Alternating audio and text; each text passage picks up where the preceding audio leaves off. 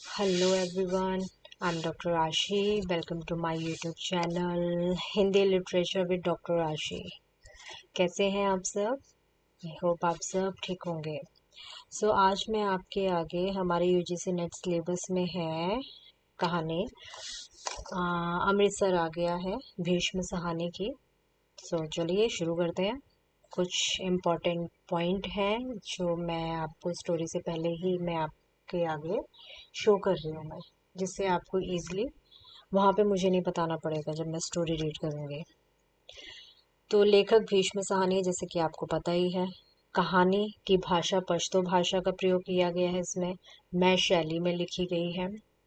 कहानी का रूपांतरण जो किया गया है वो किया है विनोद कुमार ने, और इसका अंग्रेजी अनुवाद किया है अशोक भल्ला ने। 1947 में की स्थितियों का, उस समय क्या स्थिति थी उसका वर्णन किया गया है इस कहानी के माध्यम से।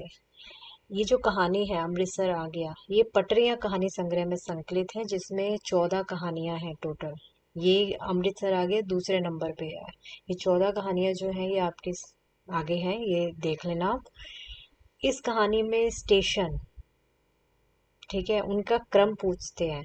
तो जो जेलम है वजीराबाद आता है, फिर हरिवंशपुर आता है और अमृतसर आता है।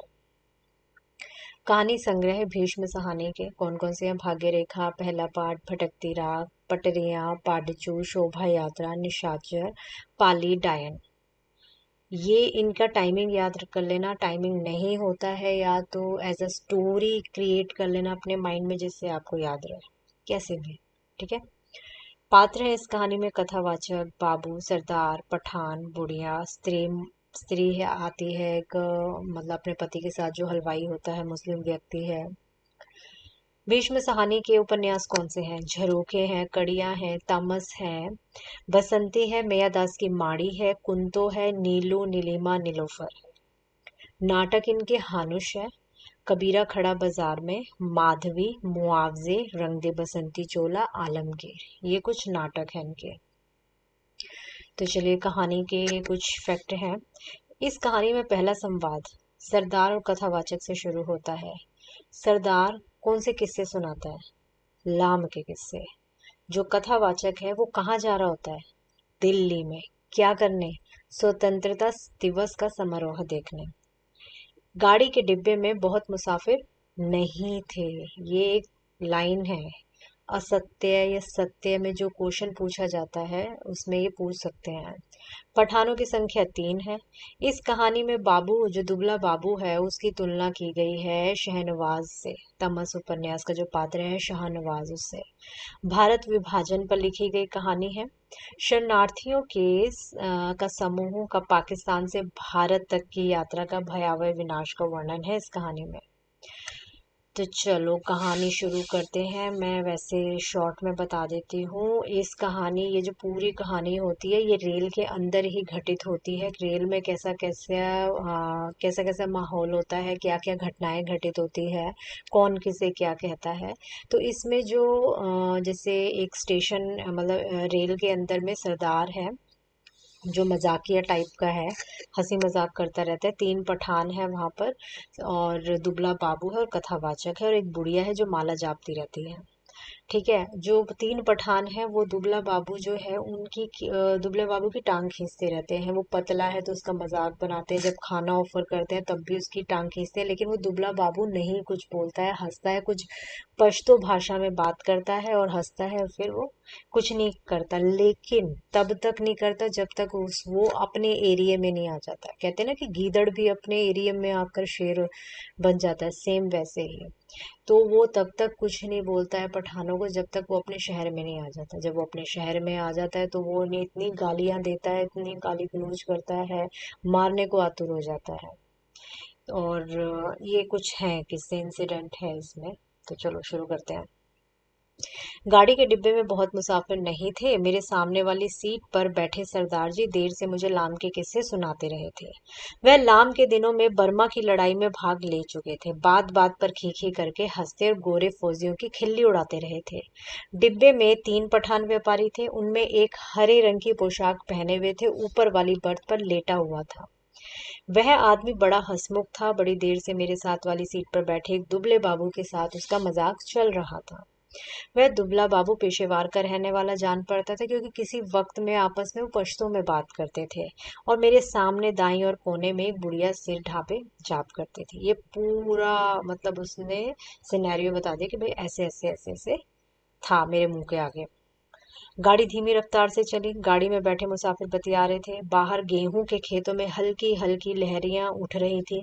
मैं मन ही मन बड़ा खुश था, क्योंकि मैं दिल्ली में होने वाला स्वतंत्रता दिवस समारोह देखने जा रहा था।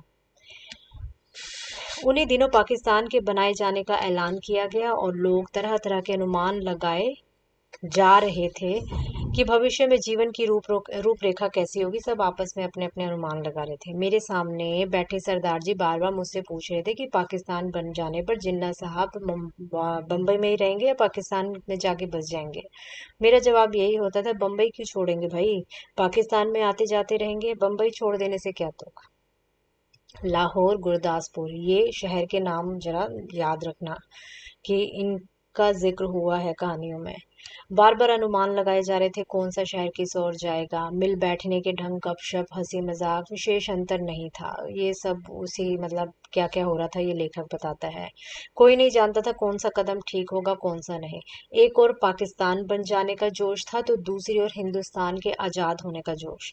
जगह जगह दंगे हो रहे थे। कौम आजादी की तैयारियां भी चल रही थी। इस पृष्ठभूमि में लगता है देश आजाद हो जाने पर दंगे अपने आप बंद हो जाएंगे। वातावरण इस झुटपुटे में आजादी की सुनहरी धूल भी उड़ रही थी। ये अब शायद झेलम स्टेशन पीछे छूट चुका था। ऊपर वाली बर्थ पर बैठे पास पठान ने पोटली खोली। मांस, नान, रोटी के टुकड़े निकाल कर वो साथियों को देने लगा और फिर वो हंसी मजाक करने लगा। दुबले बाबू को भी बोलने लगा कि नान का टुकड़ा और मांस की बोटी बढ़ाकर खाने का आग्रह करता था। वो करने लगा, खा ले बाबू, ताकत आएगी, हम जैसा हो जाएगा, बीवी तेरे से खुश रहेगी।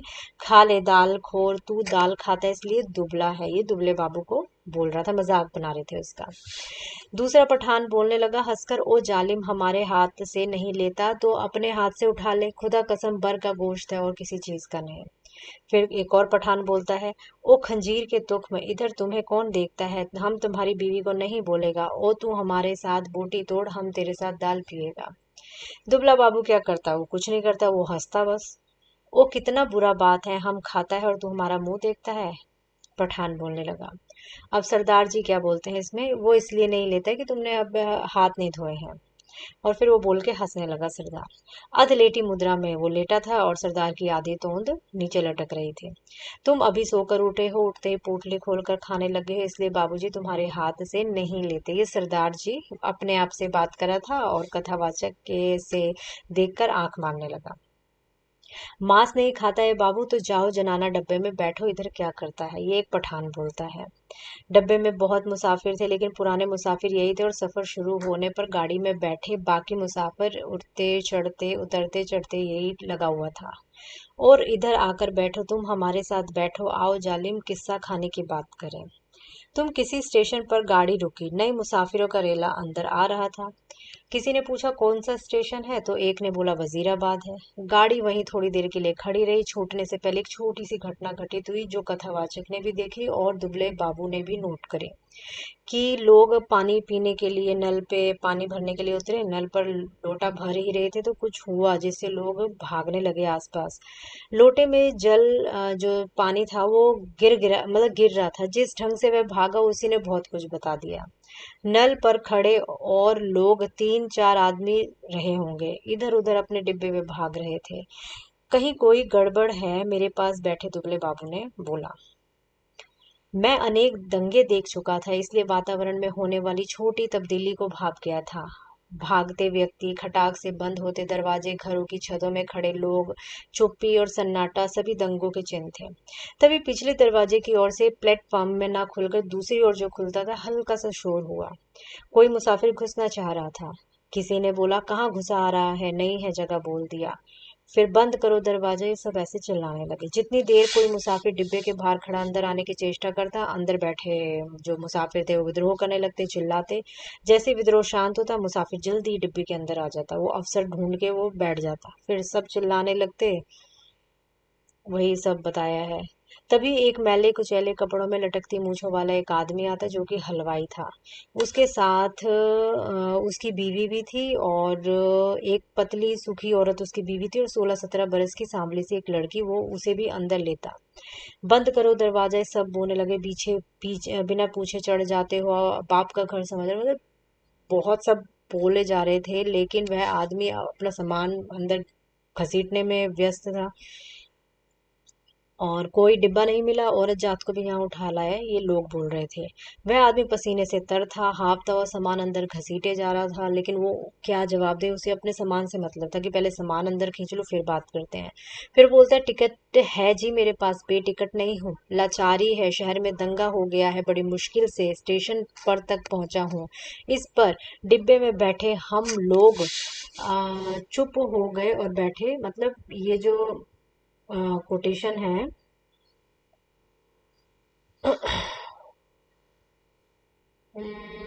ये वाली जो है ना, ये जो है ये इम्पोर्टेंट है। टिकट है जी हमारे पास, बे टिकट नहीं हूँ। ठीक है, ये इम्पोर्टेंट है। पठान ने आव ना देखा ताव, और उसने मुसाफिर पर लात जमा दी, लेकिन वो लात कहाँ पे लगी, उसकी बीवी को लगी, और वो हाय हाय करती बैठ गई। आदमी के पास मुसाफिर के साथ उलझने के लिए कोई वक्त नहीं था। वह बराबर अपना सामान अंदर खींच रहा था। डिब्बे में मौन छा गया। ठीक है। उसकी पत्नी चोट लगने पर कुछ मुसाफिर चुप हो गए। केवल कोने में बैठी बुढ़िया कुरलाए जा रही थी। वो बोलती है, ए नेक बख्तो, बैठने दो, आजा बेटी, तू मेरे पास आ जा, जैसे तैसे सफर काट लेंगे, छोड़ दो बेजालियों, बैठने दो। अभी आधा सामान ही अंदर आ पाया था तो वह सहसा गाड़ी सरकने लगी और छूट गया, सामान छूट गया। वो आदमी बदहवास होकर चिल्लाने लगा। वहां पे बेटी भी बोल रही, पिताजी सामान छूट गया, और वो रोने लगी। ठीक है, वो रोने लगी। फिर वो सामान जब नीचे नहीं खींच पाया पूरा, तो वो बोलता है, उतरो नीचे उतरो। आदमी हड़बड़ाकर चिल्लाया। आगे बढ़ के खाट की पटरियां गठरियां बाहर फेंकते दरवाजे का डंडहरा पकड़ के वो नीचे उतर गया। फिर बुढ़िया बोलती है, तुम्हारे दिल में दर्द मर गया है, छोटी सी बच्ची उनके साथ ही बेरहमो, तुमने बहुत बुरा किया, धक्के देकर उतार दिया। गाड़ी सूने प्लेटफार्म को लांघती आगे बढ़ गई। डिब्बे में व्याकुलता सी चुप्पी छा गई। बुढ़िया ने बोलना बंद कर दिया। पठानों का विरोध कर पाने की हिम्मत नहीं हुई। तभी मेरे बगल में बैठे दुबले बाबू ने मेरे बाजू पर हाथ रखकर कहा, आग है, देखो आग। गाड़ी प्लेटफॉर्म छोड़कर आगे निकल आई। शहर पीछे छूट गया। तभी शहर की ओर उठते हुए धुएं के और लपलपाती आग के शोले नजर आने लगे। दंगा हुआ है। स्टेशन पर भी लोग भाग रहे थे, कहीं दंगा हुआ है, ये लोग बोलने लगे।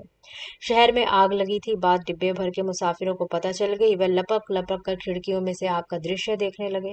सन्नाटा छा गया चारों ओर। मैंने घूम कर डिब्बे के अंदर देखा, कथावाचक बोलता है, तो दुबले बाबू का चेहरा पीला पड़ गया था, माथे पर पसीने की परत थी। मुझे लगा जैसे अपनी अपनी जगह पर बैठे सभी मुसाफिरों ने अपने आसपास बैठे लोगों का जायजा ले लिया हो। सरदार जी उठकर मेरी सीट पर आ गए।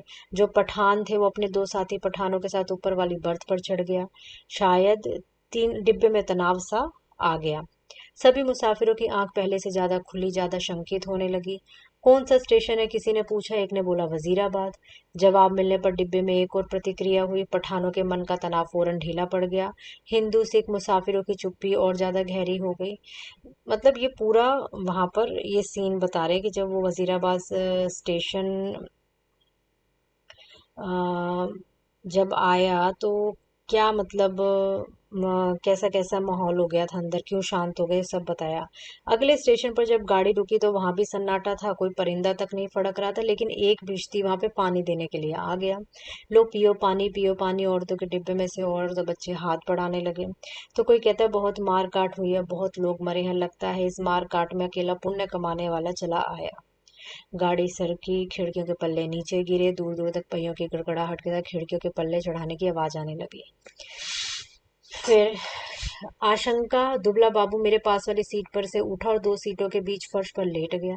अब वो पठान फिर बोलते हैं उसे, ओ बगैरत, तुम मर्द है कि औरत है, सीट पर से उठ कर नीचे लेटता है, तुम मर्द के नाम को बदनाम करता है। वह बोल रहा था, वो बार बार हंसे जा रहा था। फिर वह उसे पश्तो में कुछ कहने लगा। बाबू चुप बना लेटा रहा। ऐसे आदमी को हम डिब्बे में बैठने नहीं देगा। ओ बाबू, तुम अगले स्टेशन पर उतर जाओ, जनाना डिब्बे में क्यों में बैठो। मगर बाबू की हाजिर जवाबी अपने कंठ में सूख चली थी। हकलाकर चुप हो रहा था, पर थोड़ी देर में अपने आप उठकर सीट पर जा बैठा। धूल झाड़ता रहा है। वह क्यों उठकर फर्श पर लेट गया था? शायद उसे डर था कि शहर से गाड़ी पर पथराव होगा, या शायद इसी कारण खिड़कियों के पल्ले चढ़ाए जा रहे थे। कुछ भी कहना कठिन था। मुमकिन है किसी एक मुसाफिर ने किसी कारण से खिड़की का पल्ला चढ़ाया और किसी उसकी देखा बिना सोचे समझे धड़ाधड़। धीरे धीरे पठान जो हैं उगने लगे। मुसाफिरों की फटफटी आंखों से शून्य में देखते जा रहे थे। बुढ़िया मुंह सिर लपेटे टांगे सीट पर चढ़ाए बैठी सो गई। ऊपर वाली बर्थ पर पठान ने लेटे ही कुर्ते की जेब में से काले मणकों की तस्बीह निकाल ली और उसे धीरे धीरे हाथ में चलाने लगा। खिड़की के बाहर आकाश में चांद निकल आया था। चांदनी में बाहर की दुनिया, ये नहीं है इम्पोर्टेंट। सहसा दुबला बाबू खिड़की में से बाहर देखी ऊंची आवाज में बोला, हरबंस पूरा निकल गया। तो ये पूछ सकता है कि ऊंची आवाज में दुबले बाबू ने क्या बोला। हरबंस पूरा निकल गया है। उसकी आवाज में उत्तेजना थी। चीख कर बोला। डिब्बे के सभी लोग आवाज सुन के चौंक गए। ओ बाबू, चिल्लाता क्यों है? तस्बीह वाला पठान चौंक कर बोला, इधर उतरेगा? जंजीर खींचूं? और खीखी करके हंस दिया। जाहिर है हरबंसपुरा की स्थिति से उसके नाम से अभी मतलब वो जानता था। बाबू ने कोई उत्तर नहीं दिया, केवल सिर हिला दिया और आध बार पठान की ओर देखकर फिर खिड़की से बाहर झांकने लगा। डिब्बे में फिर मौन छा गया। तभी इंजन ने सीटी दी। उसकी एक तरफ रफ्तार टूट गई। थोड़ी देर बाद खटाक सा शब्द हुआ। शायद गाड़ी ने लाइन बदली। बाबू ने झांक कर उस दिशा में देखा जिस ओर गाड़ी बढ़े जा रही थी। शहर आ गया। फिर ऊंची आवाज में चिल्लाया। देखो, ऊंची आवाज में बोला हरबंसपुरा आ गया, और जब वो चिल्लाया तो अमृतसर आ गया। ये कहकर उसने फिर से कहा। उछल कर खड़ा हो गया और ऊपर वाली बर्थ पर लेटे पठान को संबोधित करके चलाया। अब वो बोलता है। जब अमृतसर आ जाता है तब बोलता है दुबला बाबू, ओ बे पठान के बच्चे, नीचे उतर, तेरी माँ की नीचे उतर, तेरे उस पठान बनाने वाले की मैं। बाबू चिल्लाने लग गया। चीख चीख कर गालियां बकने लग गया। तस्बीह वाले पठान ने करवट बदली और बाबू की ओर देखा। बोला, ओ क्या है बाबू, हमको कुछ बोला? बाबू को तेजी देख के अन्य मुसाफिर भी उठ बैठे। नीचे उतर, तेरी मैं हिंदू औरत को लात मारता है। गाली दी। ओ बाबू, बक बक नहीं करो। ओ खंजीर के तुख, गाली मत बको, हमने बोल दिया। ये पठान बोलता है। गाली देता है? बाबू चिल्लाया। उछल कर सीट पर चढ़ गया। वह सिर से पांव तक कांप रहा था। बस बस, सरदार जी बोले, लड़ने की जगह नहीं है। थोड़ी देर का सफर बाकी, आराम से बैठो। तेरी मैं लात ना तोड़ूं तो कहना। गाड़ी तेरे बाप की है, बाबू बोला। और हमने क्या बोला? सभी लोग उसे निकालता था, हमने भी निकाल दिया। ये पठान बोलता है। बुढ़िया बीच में फिर बोल उठी, ए वे जीण जोगियो, आराम नाल बैठो। ये रब देव बंदेओ, कुछ होश करो। उसके होंठ किसी प्रेत के होंठों की तरह फड़फड़ा रहे थे। उनमें क्षीण सी फुसफुसाहट सुनाई दे रही थी। बाबू चिल्लाए जा रहा था। अपने घर में शेर बनता था। अब बोल, तेरी मैं उस पठान वाले उसको बोलता है। तभी गाड़ी अमृतसर के प्लेटफॉर्म पर रुकी। प्लेटफॉर्म लोगों से खचाखच भरा था। प्लेटफॉर्म पर लोग झांक झांक के डिब्बों के अंदर देखने लगे। खचाखच भरे प्लेटफॉर्म पर शायद इसी बात की चर्चा चल रही थी कि पीछे क्या हुआ। प्लेटफॉर्म पर खड़े दो तीन खोमचे वाले पर मुसाफिर टूट पड़े थे। सभी को सहसा भूख प्यास परेशान करने लगी। तीन चार पठान हमारे डिब्बे के बाहर प्रकट हो गए। खिड़की से झांक झांक कर अंदर देखने लगे। अपने पठान साथियों की नजर पड़ते ही पश्तों में कुछ बोलने लगे। अब इसी बीच में डिब्बे के तीनों पठान अपनी अपनी गठरी उठाए और वो अपने साथियों से मिलके आगे बढ़ गए। खोमचे वाले ने इर्द गिर्द भीड़ छटने लगी थी। लोग अपने अपने डिब्बों में लौटने लगे थे। तभी सहसा एक और मुझे बाबू आता दिखाई दिया।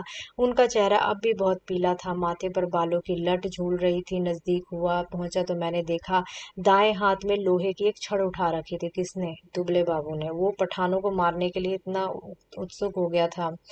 फिर सीट पर बैठते हुए आंख पठानों को देख पाने की ऊपर को उठी, पर डिब्बे में पठानों का नाम पाकर वे और हड़बड़ाया। निकल गए। गाली दी। सब निकल गए। फिर वह सिर पटाकर उठ खड़ा हुआ, चिल्लाकर बोला, तुमने उन्हें जाने क्यों दिया? तुम सब नामर्द हो। ये जो बैठे सरदार उन सबको बोल रहा था वो दुबला बाबू। गाड़ी सरकने लगी। मेरी बगल वाली सीट पर आ बैठा। बड़ा उत्तेजित था, बराबर बड़बड़ाए जा रहा था। धीरे धीरे हिचकोले खाती गाड़ी आगे बढ़ने लगी। डिब्बे के पुराने मुसाफिरों ने पेट पूरियां खा ली, पानी पी लिया। नए मुसाफिर बतिया रहे थे। धीरे धीरे गाड़ी फिर समतल गति से चलने लगी। कुछ ही देर बाद लोग उगने लगे, मगर बाबू जो था अपनी आंखों के सामने की ओर ही देखा जा रहा था। बार बार मुझसे पूछता कि पठान डिब्बे में से निकलकर किसी और की गए हैं। उसके सिर पर खून सवार था।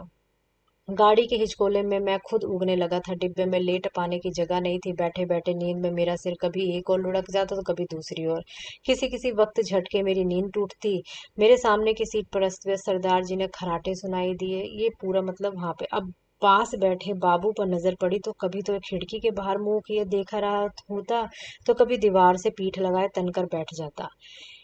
इसी तरह जब मेरी एक बार नींद टूटी तो गाड़ी की रफ्तार धीमी पड़ गई। डिब्बे में अंधेरा था। मैंने उसी तरह अध लेटे खिड़की से बाहर देखा तो दूर पीछे की ओर किसी स्टेशन से सिग्नल के लाल कुमकुमे चमक रहे थे। गाड़ी कोई स्टेशन लांग कर आई थी, पर अभी तक उसने कोई रफ्तार नहीं पकड़ी। डिब्बे के बाहर मुझे धीमी अस्फुट स्वर सुनाई दी। धूमिल का काला पुंज नजर आया।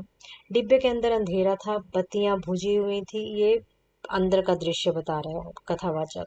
मेरी पीठ पीछे डिब्बे के बाहर किसी चीज को खरोचने की आवाज आई थी। अब देखना यहाँ पे वो दुबला बाबू क्या करता है। जो क्रोध होता है वो कहाँ उतारता है, गुस्सा। मैंने दरवाजे की ओर घूमकर देखा तो डिब्बे का दरवाजा बंद था। मुझे फिर से दरवाजा खरोचने की आवाज सुनाई। मैंने झांक कर खिड़की के बाहर देखा तो सचमुच एक आदमी डिब्बे की 2 सीढ़ियां चढ़ आया था। उसके कंधे पर एक गठरी झूल रही थी और हाथ में लाठी थी। उसने बदरंग से कपड़े पहन रखे थे, उसकी दाढ़ी थी। फिर मेरी नजर पड़ी कि गाड़ी के साथ एक औरत चली आ रही है। नंगे पांव उसने 2 गठरियां उठा रखी थी। ठीक है। डिब्बे के पायदान पर खड़ा आदमी बार बार उसकी ओर मुड़कर देख रहा था। हाफता हुआ कहे जा रहा था, आजा आजा तू भी आजा। दरवाजे पर लाठी पटपटाने की आवाज आई। खोलो दरवाजा, वो बोलता है। बंदा। सहसा मैंने देखा कि बाबू हड़बड़ाकर उठ खड़ा हुआ और दरवाजे के पास जाके दरवाजे पर खिड़की में से मुंह बाहर निकालकर बोला, कौन है? इधर जगह नहीं है। बाहर खड़ा आदमी गिड़गिड़ाने लगा। बोलता, खुदा के वास्ते गाड़ी निकल जाएगी, खोल दो। लेकिन वो बोला, नहीं है जगह, बोल दिया ना, उतर जाओ गाड़ी पर। बाबू चिल्लाया और उसी क्षण लपक कर दरवाजा खोला उसने। या अल्लाह, उस आदमी के अस्फुट से शब्द सुनाई दिए। दरवाजा खुलने पर जैसे उसने इत्मीनान की सांस ली हो। और उसी वक्त मैंने बाबू के हाथ में छड़ चमकते देखा। एक ही भरपूर वार बाबू ने उस मुसाफिर के सिर पर किया। देखते हुए डर गया और मेरी टांगें लरच गई। मुझे लगा कि छड़ के वार का इस आदमी पर कोई असर नहीं हुआ। उसके दोनों हाथ अभी भी जोर से डंडहरे को पकड़े हुए थे। कंधे पर गठरियां लटक रही थी, कोहनी पर आ गई थी खिसक कर। तभी सहसा उसके चेहरे पर लहू की 2-3 धार दिखी और उसके मुंह खुले होंठ थे, दांत चमक रहे थे। एक दो बार अल्लाह अल्लाह बुदबुदाया, फिर उसके पैर लड़खड़ा गए और आंखों ने बाबू की ओर देखा, अधमुंधी की आंखें, और जो धीरे धीरे सिकुड़ती जा रही थी। इसी बीच अंधेरा कुछ और छन गया था। उसके होंठ फिर से फड़फड़ाए, उनमें सफेद दांत फिर से झलक पड़े। नीचे पटरी के साथ भागती भागती औरतें बड़बड़ाए कोसे जा रही थी उसे। उसे अभी मालूम ही ना पाया था कि क्या हुआ। शायद यह समझ रही थी कि गठरी के कारण उसका पति गाड़ी के ठीक तरह से चढ़ नहीं पाया और उसका पैर जम नहीं पाया, और गाड़ी के साथ साथ भागती हुई अपनी 2 गठरियों के बावजूद अपने पति के पैर पकड़ पकड़ कर सीढ़ी पर टिकाने की कोशिश कर रही थी। तभी सहसा डंडहरे से उस आदमी के दोनों हाथ छूट गए और वह कटे पेड़ की भांति नीचे गिर गया। औरत ने भागना बंद कर दिया। दोनों का सफर एक साथ खत्म हो गया। बाबूजी ने मेरे निकट डिब्बे के खुले दरवाजे में बुत बनकर खड़ा रहा। वो लोहे की छड़ अभी भी उसके हाथ में थी। मुझे लगा जैसे छड़ को फेंक देना चाहता है, लेकिन उसे फेंक नहीं पा रहा है। उसका हाथ जैसे उठ नहीं रहा था। मेरी सांसें अभी भी फूली हुई थी। फिर वह आदमी खड़े खड़े हिल। किसी अज्ञात प्रेरणावश वह एक कदम आगे बढ़ आया। दरवाजे में से बाहर पीछे की ओर देखने लगा। गाड़ी आगे निकलती जा रही थी। दूसरी पटरियां किनारे अंधियारा पुंसा नजर आया। बाबू का शरीर हरकत में आया। एक झटके में उसने छड़ को डिब्बे के बाहर फेंक दिया। फिर घूम कर डिब्बे के अंदर दाएं बाएं देखने लगा। सभी मुसाफिर सोए पड़े थे। मेरी और उसकी नजर नहीं उठी। थोड़ी देर बाद वह खड़ा डोलता रहा। फिर उसने घूम कर दरवाजा बंद कर दिया और उसने ध्यान से कपड़ों की ओर देखा, दोनों हाथों की ओर देखा। फिर एक एक करके अपने दोनों हाथों को नाक के पास ले जाके सूंघ रहा था वो, कि हाथों से कहीं खून की बदबू तो नहीं आ रही है। वो दबे पांव चलता हुआ आया। मतलब वो बाबू ऐसे कर रहा था कि जैसे किसी ने देखा तो नहीं है, वो तभी देख रहा था वो। धीरे धीरे झुटपुटा झटने लगा। साफ सुथरी रोशनी आ गई। सरदार जी बदन खुजलाते रहे। मेरी बगल में बैठा बाबू दोनों हाथ सिर के पीछे रखे सामान की ओर देखे जा रहा था। रात भर में उसके चेहरे पर दाढ़ी के छोटे छोटे बाल उगाए थे। अपने सामने बैठा देख सरदार उसके साथ बतियाने लगा। बड़े जीवट वाले हो बाबू, दुबले पतले हो पर बड़े गुर्दे वाले हो, बड़ी हिम्मत दिखाई देती है। तुम्हें डर कर ही वे पठान डिब्बे से निकल गए हैं। यहाँ बने रहते तो एक न एक की खोपड़ी तुम जरूर दुरुस्त कर देते। ये सरदार दुबले बाबू से उसकी मतलब तारीफ के पुल बांध रहा था कि भाई तुम में इतनी हिम्मत कहाँ से आ गई, तुम तो बड़े वो हो, देखने में तो ऐसे लेकिन बड़े जीवट वाले हो। बाबू जवाब में मुस्कुराया। भाई कोई तारीफ कर रहा है उसकी हिम्मत की। वह एक विभत्स सी मुस्कान और देर तक सरदार जी के चेहरे की ओर वो देखता रहा। तो ये है कहानी इसकी, अमृतसर आ गया। तो छोटी सी कहानी है ना। तो जो इम्पोर्टेंट पॉइंट्स हैं वो मैंने आपको बता ही दिए हैं इसमें, तो वो देख लेना, इम्पोर्टेंट है। और आपको वीडियो कैसी लगी है प्लीज़ ज़रूर आप बताएं। ठीक है। अब नेक्स्ट वीडियो के साथ मैं फिर वीडियो अपलोड करूँगी, मैं आऊँगी, मैं आपको एक और स्टोरी बताऊँगी। सो चलिए एंड करते हैं वीडियो को। ठीक है, तो मेरे इस चैनल को प्लीज़ सब्सक्राइब कीजिए, लाइक कीजिए, शेयर कीजिए। कहानी आपको कैसी लगी, वीडियो कैसी लगी, कुछ कमी है या जो भी है, मैंने अपनी ओर से जो इम्पोर्टेंट पॉइंट है वो इस कहानी में, इस वीडियो में मेंशन कर दिए हैं। अब नेक्स्ट वीडियो के साथ मैं आऊँगी आपके आगे। और बस अब चलते हैं, एंड करते हैं वीडियो को। सो अगेन चैनल को सब्सक्राइब कीजिए, लाइक कीजिए, शेयर कीजिए, क्योंकि आप जितना शेयर करेंगे दूसरों के लिए भी हेल्पफुल रहेगी। क्योंकि गवर्नमेंट का एग्ज़ाम है, तो ज़्यादा से ज़्यादा लोगों को शेयर कीजिए ताकि उन्हें भी कुछ हेल्प मिल जाए। सो चलिए फिर एंड करते हैं, मिलते हैं नेक्स्ट वीडियो में।